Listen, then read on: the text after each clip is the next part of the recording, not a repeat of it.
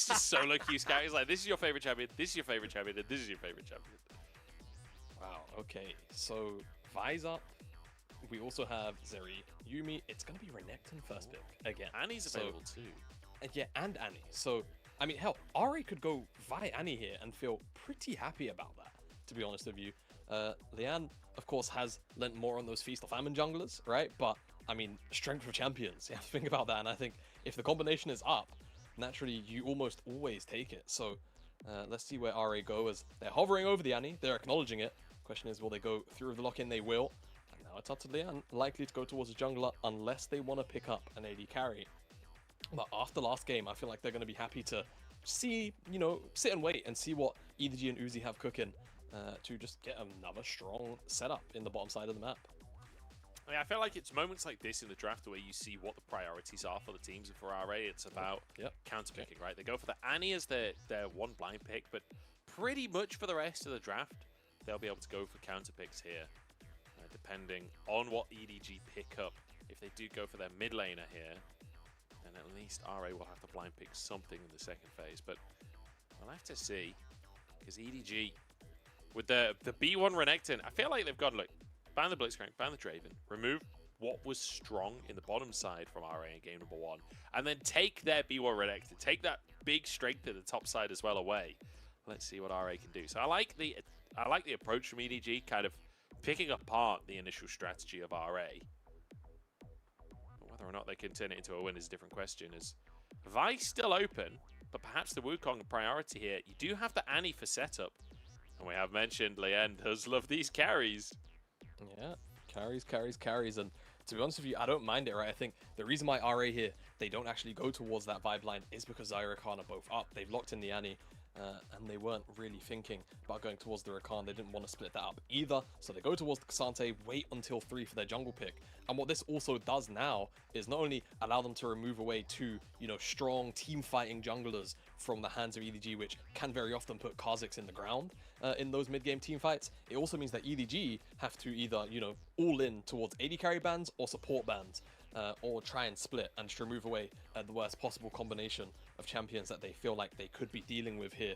So for RA, I feel like still, you know, in a really, really comfortable position. For EDG, they've got the makings of a strong comp, right? They have their Renekton on the top side for a very strong, consistent top side. They've got the Loves Duo on the bottom side between the Rakan and Xayah, so you know the 2v2 should always have a baseline level, a solid baseline level of strength.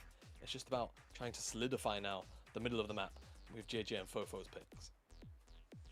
Yeah, the Yuumi, I feel like, was almost a mandatory ban there from EDG. You compare with so many champions, it could be so horrible to deal with. And Fofo actually gets his Azir picked away or banned away from him, so that Strive doesn't get too much pressure in that mid lane. What do EDG want to ban though? Because like Zeri is available, Aphelios as well, a champion that we've seen so many AD carries thrive on. But then there's also things like the Lulu, which could be a big pick. Aphelios could be a big pick. Sorry, I actually meant to say Nautilus there. Aphelios would have been a big pick, but I did already say Aphelios. Guess what RA are picking, buddy? It's Nautilus. Who would have thought?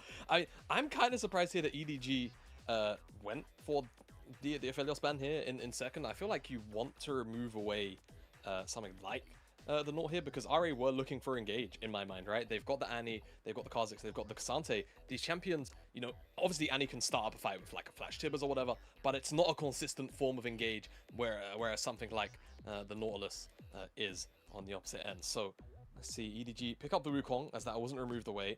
It was the Azir in that second ban, and Fofo's gonna go towards Lissandra. So looking for a little bit of extra lockdown as RA, assume, is going to throw the Kai'Sa back at Uzi. So Kai'Sa Nautilus in the bottom side, an immense amount of burst inside the laning phase if that dredge line connects. So a lot of potential blood to be had on the bottom side of the map. So I feel like Lian and JJ both going to be drawn down here in the early stages. Yeah. I mean, Kai'Sa versus Xayah, this is kind of the classic matchup, isn't it? Baolan has the Nautilus, which in my mind is the best support pairing with the Kai'Sa. You can set up for the combo to come on through for that, the passive to be procced so damn quickly. I feel like Fofo very much playing the setup game. We'll see how this bot lane's gonna go.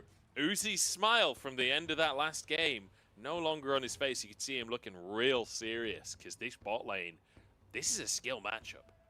Yeah, it really is. And you know, I was watching the LEC last night, and Dracos was talking about how back in the day he was starting to get tired of Kai'Sa Xayah, and now today in 2023 he's like, how I miss those champions. I think they ended up in the same matchup last night as well. We'll see how Uzi and Assume both pilot either side of this one as we get into game number 2. Expect a lot of action down here. It has to be bloody by nature, I think. And for EDG, they have to find a way back in, otherwise they could be facing down another 0-2 series and could be dropping to 3-6. Certainly could. Both teams tied in the standings here. EDG getting 2-0'd by RNG in their most recent series, and now 1-0 down against RA as well. It's a tough position for EDG fans to be in, especially off the back of such a dominant, recent performance out from the organization. Especially Spring almost making it to MSI 3rd place in the end, losing out to BLG, who honestly have evolved over the course of the year. Mako pressured on all sides here. Stun comes out from Strive. Gonna have to use the grand entrance, surely. In fact, Balan not overcommitting to the play. I think rightly so against the Lissandra and the Rakan. Yeah, should be able to get vision at very least as JJ. I think he's gone too deep on this one. They haven't seen Balan. The hooks can come in. Assumes there with the isolated Q as well. JJ forced the flash. Can they follow this one up? Strive is there. The flash stun comes in. And it's a kill. First blood, in fact, onto Strive. Balan's dead. I really wish we could have seen the actual 2v2. They were winning the 2v2. They were dominating the 2v2, but Uzi and Mako somehow find themselves... Ala hadn't actually reset yet, so a lot of damage. So it's an engage that actually finds its way onto Mako, and then it's a knock-up, it's a pullback of feathers, and Balan dies. Well, yeah, sure. Nothing else to say, I guess. Hey, God damn, it's the most annoying thing in the world. Fofo still on the ward here, as Herald will be taken by EDG, and I will say a much better early game from EDG than what we saw in game number 1 of the series. I feel like, with a bit of gold in Uzi's pocket here, they're going to be in a much better spot. However, Uzi did move up to that top side, so Assume getting a bit of solo time on the bottom tower. That's going to be 3 plates taken. Yeah, a fair amount of minions lost too here by EDG, so Assume pretty happy to make this trade work. So JJ's going to have to walk towards that top side, drop this plate. Uzi and Mako already got one. They're looking for a dive up here, but how hard is it? Oh, Mako has to flash away. Uzi now tanking the tower. Q3 goes wide. All out still available here as JJ goes to the second part of the Cyclone, pushed out from the tower, but I mean, you needed to stay underneath the tower range, you'd believe there. Xiaoshu goes down. So successful dive from the side of EDG. The W evolve at this rate. Fantastic stuff out from Assume. And I will say, we came into this series saying RA. Highest kills of 15 and deaths of 15 in the league. Well, it's EDG making a play this time around. Baoland the target as the freeze comes out to Lian as well. He's taken out, but Assume is here to clean up the fight. You can't afford to give Kai'Sa all of these kills. It's a double for JJ, but a double for Assume as well. Ah, man, I don't know if that's worth it. EDG giving over 2 kills to Assume when he's already this far ahead. Uzi is still scraping the ground to find a first item. This is a teleport coming in now also from Xiaoshu, who has the frozen gauntlet too. Just all out and back towards the play here. Assume dodges the feathers and he's gone. Xiaoshu just wrecks him. Mako next on the chopping block, and the TP's been channeled here. Alan comes in, he's 1v3 and he's winning it. Flashes onto Assume, but he can't finish the kill, and it's a triple for Xiaoshu instead. At the bottom, he doesn't have subs, so I have no idea if he had subs or not. As Fofo the target, it's a good little knock-up. Assumes the trouble here, and he's taken down, shut down into the pocket of Allah. The 5v5 is good, but is it good enough? Lian just cuts Fofo in 2. Hey, I mean, look, it's pretty warm here in Europe, and Lian, maybe it's pretty warm over in Shanghai. Get some ice in his belly, but unfortunately, Baolan is being eaten up by EDG as well. And they should be able to pick up the dragon off the back of that too, Joe. That's the point. Anyway, speaking of champions that evolve, Lian has hit level 11, so he does have those Void Spikes upgraded. So that's just going to make his ability to not only stick on top of targets, very, very easy, but also set up for the rest of RA to land a lot of their CC too. So EDG have to be very, very considerate about things that they're face checking, as maybe Strive should have been considerate about this face check too. Sonya's is huge, but he doesn't have a chance to get the Tibbers out. Good CC chaining from Fofo and JJ. They find Strive. It's not enough to force an objective for the time being, but hey, it's a window. Does mean that they can play with the numbers advantage through the lanes, but I don't know how much they're really going to find off of it. I feel like this happened in game 1 as well, where they'd find a couple of good picks, but nothing was up. There wasn't really an opportunity off the back of it. 1v1 between the top laners. Don't think it'll lead to anything. In the grand scheme of things, like, you see games like this a lot where like one team is, you know, they find a pick, they get an objective, they get a herald, and then the other team like finds a pick and then it's just a goal for the pick and that's it, right? Does have to be cautious where he walks though, because assume with a Rakan, with a Lissandra on the other side, they are more than happy to jump onto you. Oh no, has to flash early on. Bofo's in, but won't be able to find Assume here. Wait, no, they did. They managed to take him down. Strive's gone as well. Assume just kind of walked into them. I thought he flashed out to safety, but he got one shot. No, he got one shot. So I think they were all trying to just collapse on top of Fofo, but Fofo flashed W'd so quickly that Assume just wasn't able to use the summoners efficiently to get out of that one. So just gets popped. So EDG, this flank works out, I've got to say. That was a bit of a Hail Mary. But every Hail Mary has to be thrown to see whether or not it works. And in this case, it does for EDG. They get the dragon. And not only that, crucially, they get Assume summoner spells as well. So that's now, you know, a really, really easy Kai'Sa to potentially pick off. And no longer can he necessarily play aggressively for the next couple of minutes. They went to the church, went to the priest, asked what their penance was for game number 1. Apparently it was a Hail Mary. And this is it. Mako with the engagement. But Assume, like, that is not the place to be, man. Like, he wants to be of the rest of his team, right? He doesn't want to have to be forced to go all the way around. But honestly, this is just one of those situations where you have to bite the bullet.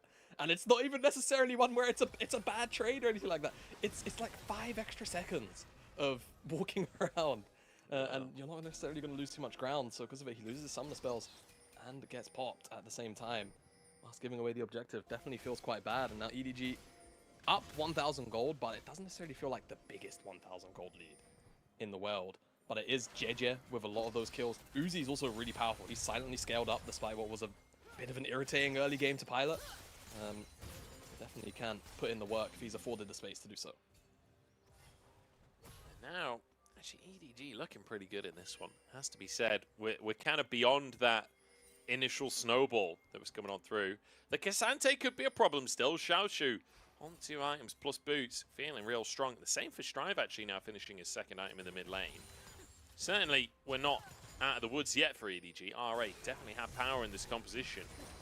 But it does feel like the EDG composition is a more like standard front to back win the game composition, which, like, if there's one thing EDG can do, it's front to back team fighting right now. So I'm feeling good for them with the way that this game is going, with the way that their composition plays out.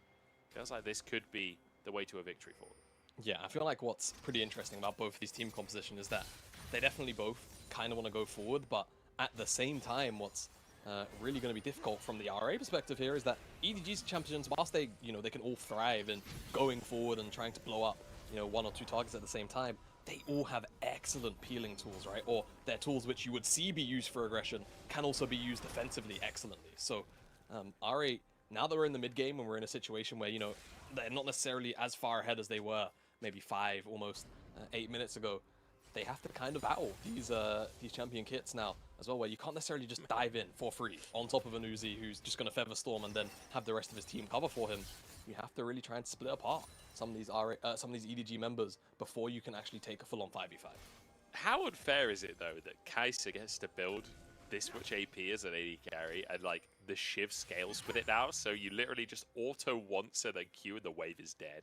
Like, this is a 2-item AD carry. You should not be able to literally one-shot the minion wave. That is not. That's fine. That's balanced. The game is meant to work. Yeah, look, here we go. Walk up, auto, Q.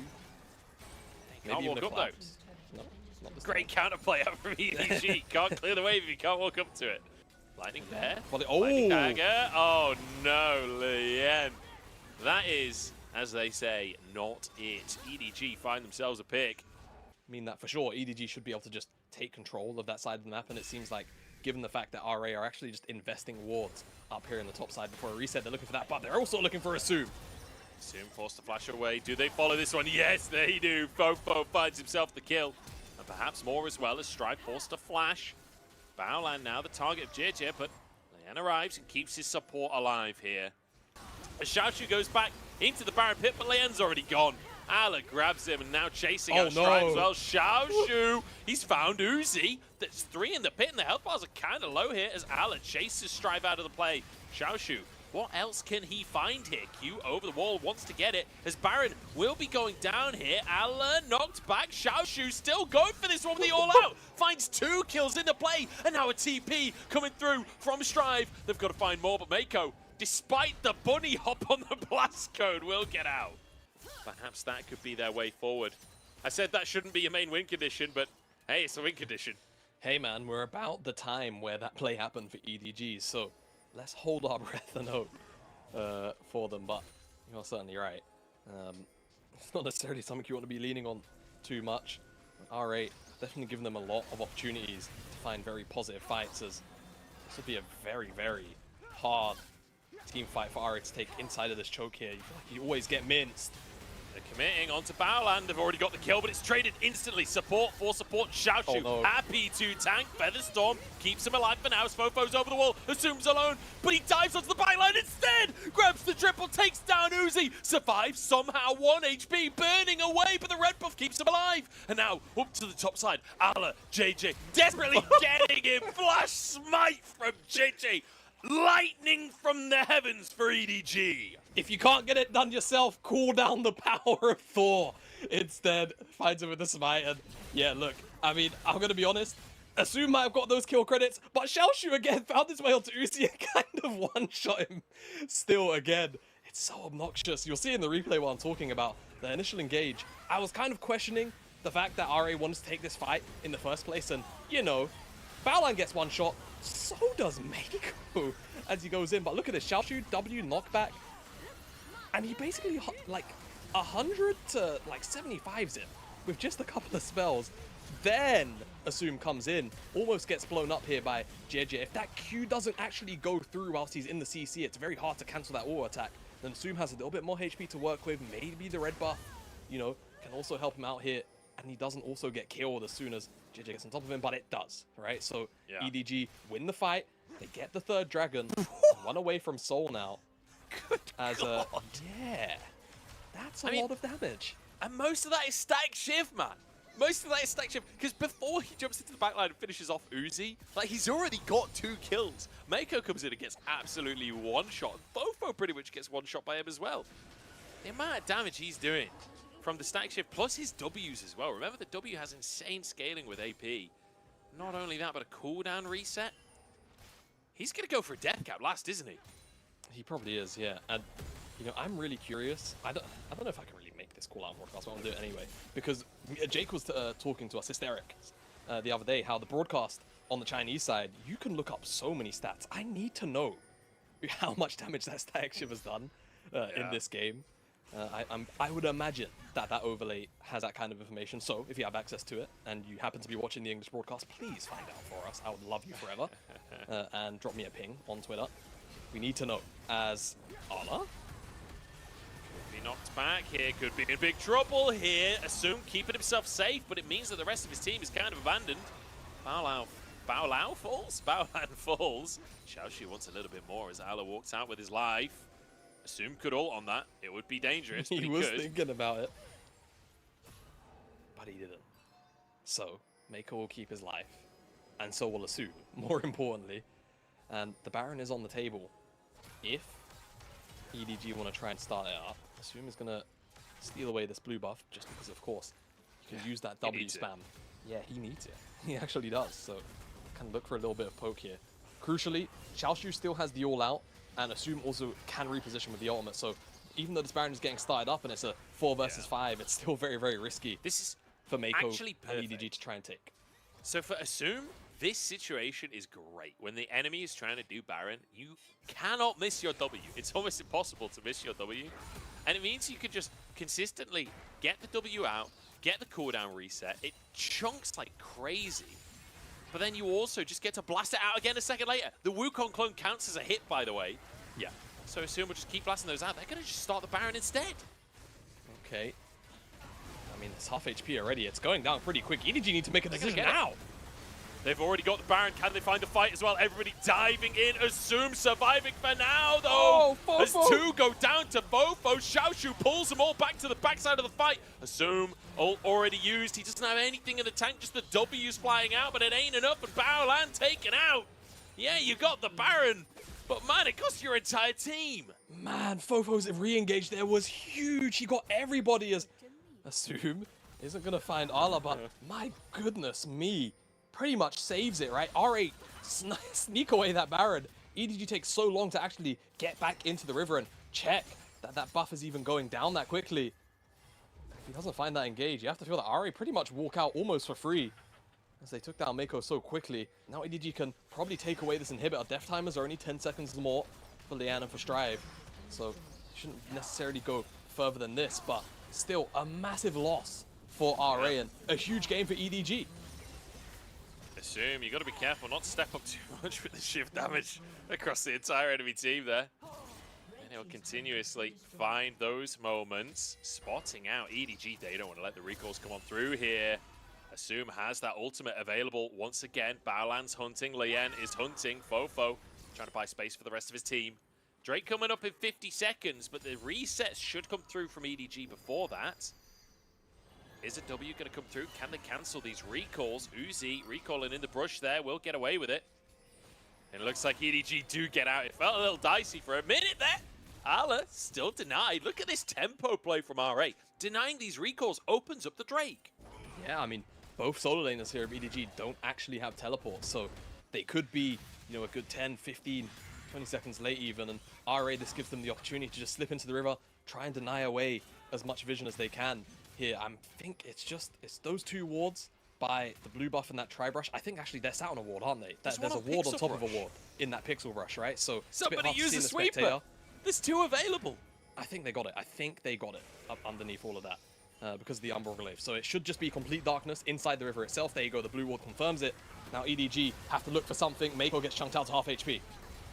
Are we actually going to 50-50? Oh no, the God, W goes through the goalpost. It's taken. Dragon on the side of RA. Can they get out with their lives? Fofo's onto the backside. Assume in so much trouble. Knocked up by Mako. Taken down by Fofo. And EDG, they make the team fight. Magic happen again. Mako goes down as Uzi is 1v2 in the backline. EDG, give them a 5v5 and they will take your lives. Uzi wants a little more to Strive, but he won't find it.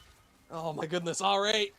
I mean, they get the dragon, but they lose again. They get the objective, but lose the fight, and this time it will cost them the game. EDG come alive, and it's Fofo again, back-to-back, finds Assume this time, and Mako's able to follow up, and they will even up the series 1-1, and we're going to a game 3. EDG, it seems to be the case, man. After 30 minutes, they just decide to play the game.